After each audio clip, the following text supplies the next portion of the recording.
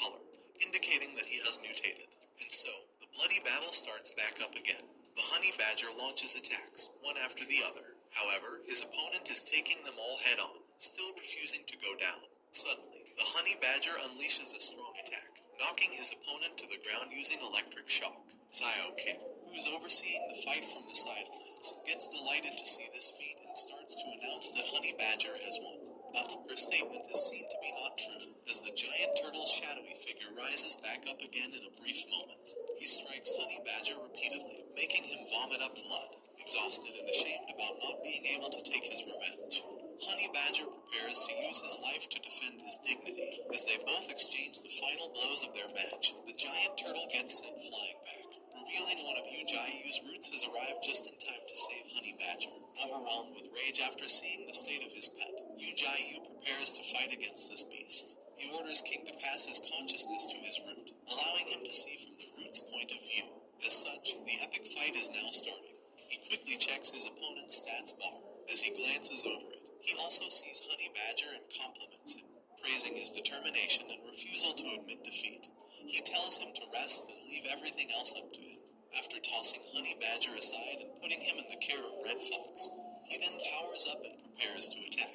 Using the technique of his previous foe, War Axe Snake, he launches a powerful attack, dealing so much damage that the giant turtle is sent flying to the surface and ends up dying. The Honey Badger hurries to the surface as well in order to witness the demise of his greatest enemy. Winning the battle in just a single strike, Yu-Jai-Yu quickly cools down and his mood gets better. Furthermore, he also remembers his main objective for coming to the spiritual mines in the first place. He orders each and every one of his pets to start collecting all the spiritual stones they can find. As his pets dig up the stone and bring them to Yu-Jai-Yu, Red Fox and the pack of Tempest Wolves, amounting to 4, have the highest speeds and is set his task to drag the bundles of stone to him. After digging up a huge chunk of the cave, in just a measly half-day, they all manage to acquire a huge amount of spiritual stones. After they all are gathered, Yu-Jai-Yu claims these numbers must be greater than the huge pile of sliver centipedes. Moreover, now the time has arrived for him to finally evolve and attain a higher rank. He takes a bunch of stones and absorbs them, as he wonders what he will transform into. He begins to shine and glow. Not long after, Yu-Jai-Yu has now evolved. His appearance has changed a lot as his body has changed color and his eyes have become fiercer, despite now looking like a tree demon king. He claims that appearances do not matter and proceeds to check his status window. Only after having a power trip after killing a few birds. As he does so, he sees how powerful he has become. In addition to having all his roots and branches evolved to level 2, he also has many more skills up his sleeve. Moreover, after his battle with the giant turtle, Yu-Jai-Yu has absorbed his skill and has gained the technique of sand control. As his eyes pop out after seeing this, he becomes eager to test out the power of this technique. Just like an earthbender, he makes the ground rises up and obey his command, resulting in a cool yet fearsome attack. However, he quickly finds a flaw in this skill, claiming that the range of this attack is only a few hundred meters. Realizing he will power up as he levels up, he wonders if he can move around after a while using his sand control to manipulate the ground. Soon, he wonders if he might have enough points to upgrade his life force talent, as he didn't have enough the last time. Sayo King, who is analyzing Yu-Jai-Yu's power from the sidelines, claims that his spiritual energy level must be over 300,000, as she claims that even the sliver centipede will no longer be a match for her master. Meanwhile, Falcon, Crane, and Wild Cow return back from their search, and Yu-Jai-Yu tells them the situation is already dealt with. Suddenly, a flower mysteriously sprouts on his body, revealing that his life force has been upgraded. As an experiment, he feeds this flower to Wild Cow, who immediately evolves into a level 9 and transforms into a more badass version of himself. As Yu-Jai-Yu becomes delighted at his amazing abilities and powers, the Wild Cow suddenly starts to speak. In a slow, grumbly, and terrifying voice, he starts calling his Master God Tree, overjoyed after learning that monsters awaken their consciousness after level 9. He wonders how strong Red Fox will become after he is level 9, claiming he will become stronger after nurturing them even after his pets awaken their consciousness. He decides to first expand his spiritual mind cave and gather more stones. On the other hand, soon after this ordeal, Sayo King returns to Ling's body. Back at the academy, she is seen to be working hard and has now become overpowered. Her body and mentality have perfectly fused, and both Ling's and King's powers are combined. One day, her instructors calls her, revealing to her a whole new life form. The genes of wolf and humans mixed together, a werewolf-like creature. The instructor reveals to her that he created this fusion of DNA after countless failed experiments. In addition, he reveals that all his experimented humans came willing fully in order to help humanity survive these harsh circumstances, claiming sacrifice is necessary in order for humans to stay on top of the food chain. He expresses how his experiments are still not complete, as he states that he requires a being with immense healing and regenerative abilities. Xiao Ling realizes that the monster her instructor wanted fits the description of Yu Jia Yu perfectly. Realizing this, she makes a contorted face as her instructor continues to claim that humans cannot and will not lose in this era of spiritual energy. Meanwhile, back in the forest, a group of humans, consisting of both normal humans and super beings, get tasked to retrieve some herbs and such from the mountain. They accept, knowing not what might reside in the forest. As they enter and start looking around, they soon encounter a mutated white tiger. Its appearance leaves everyone paralyzed with fear. The men try their best to fight this beast. However, they quickly start dropping like flies. With only 2 people remaining, a super being girl named Kain King gets told to run away and escape, as at least one person should survive and relay the events which occurred. However, she doesn't get a chance to do so as the white tiger quickly mauls everyone, leaving Kain King to fend for herself. Facing certain death, she wonders if she will really face the outcome everyone else faced. As all these thoughts rush through her head, suddenly, Yu Jia Yu's roots intervene and end up rescuing Kain King.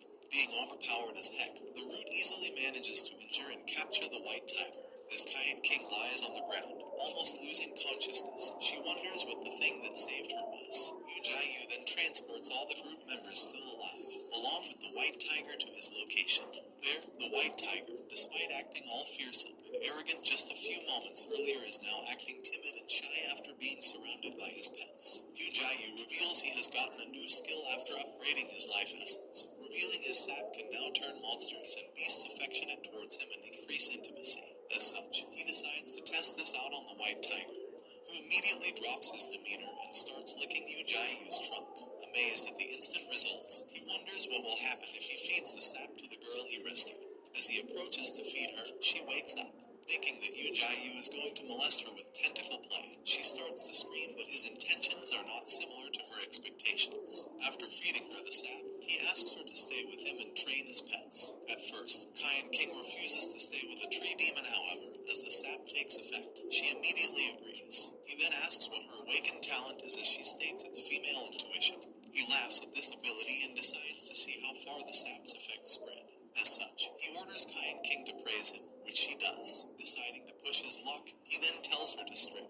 Hearing this, Kain King quickly becomes embraced and blushingly refuses, claiming she doesn't want. Disheartened by her refusal, Yu Jia Yu then proceeds to feed his sap to the other 2 humans he saved, revealing he wants them to teach Red Fox and Wild Cow about human knowledge.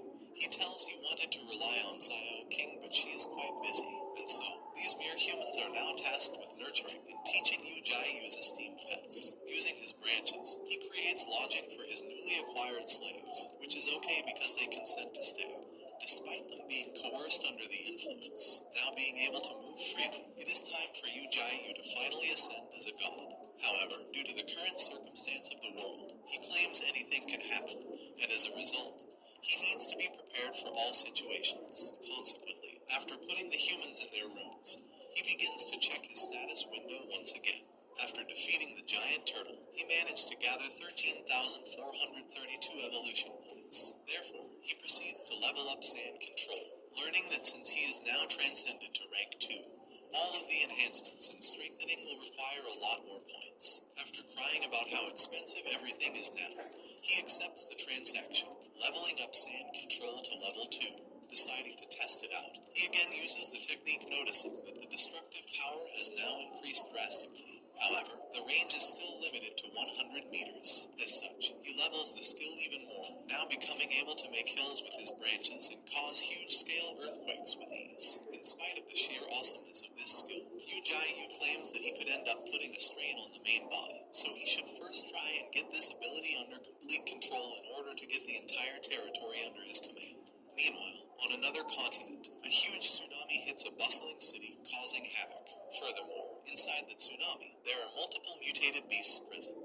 In addition, 2 transcended beasts are also seen. 5 hours after this appearance, in yet another country along the shoreline, the political assembly is up in arms. It is revealed that they too have been hit by these sea beasts. Aaron, an assistant of the Prime Minister, reveals that this beast, a gold-patterned eel, is a rank 3 and its estimated power level is about 250,000.